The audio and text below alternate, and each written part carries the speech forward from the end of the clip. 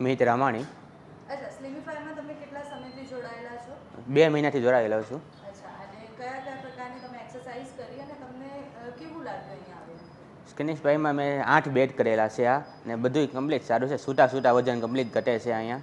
અલગ અલગ જાતના બેડ છે. અચ્છા, અહીંયા આવ્યા એના પહેલા તમે મતલબ અહીંયા આવવાનું તમારું રીઝન શું હતું? કેમ અહીંયા આવ્યા? રીઝન મારું મેન વજન ઘટાડવાનું હતું.